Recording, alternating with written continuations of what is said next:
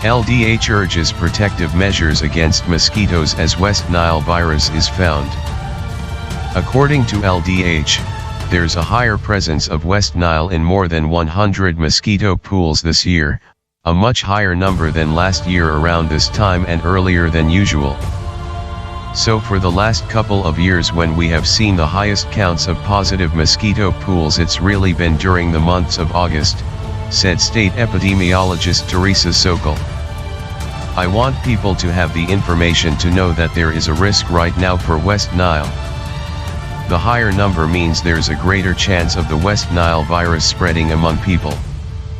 Sokol said the public should not be alarmed but should take some protective steps.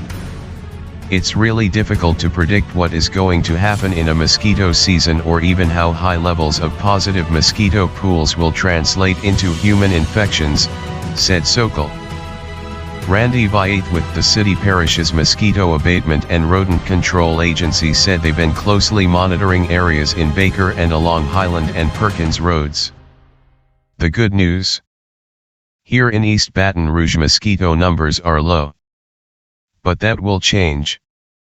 For us, it's just the beginning. We're going to see more mosquitoes. Last week we had 6 samples of mosquitoes test positive for the virus, said Viath. The agency is working overtime to keep mosquito numbers low. The state health department has confirmed 1 human case of West Nile virus in the state. LDH said the individual is asymptomatic and is in good condition. State health officials said there are many ways to protect yourself from mosquito bites. Tips to prevent mosquito bites. If you will be outside, you should wear EPA registered approved mosquito repellent and always follow product label instructions. Apply repellent on exposed skin and clothing, but do not apply under your clothes or on broken skin. If you are also using sunscreen, apply sunscreen first and insect repellent second. To protect yourself from being exposed to mosquitoes while indoors, make sure that windows and doors are tight-fitting, and that all screens are free of holes. Measures to take to protect your home from mosquitoes. Reduce the mosquito population by eliminating standing water around your home, which is where mosquitoes breed. Dispose of tin cans, ceramic pots, and other unnecessary containers that have accumulated on your property that may collect water.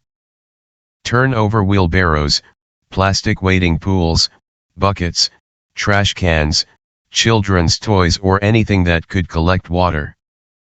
Drill holes in the bottom of outdoor recycling containers.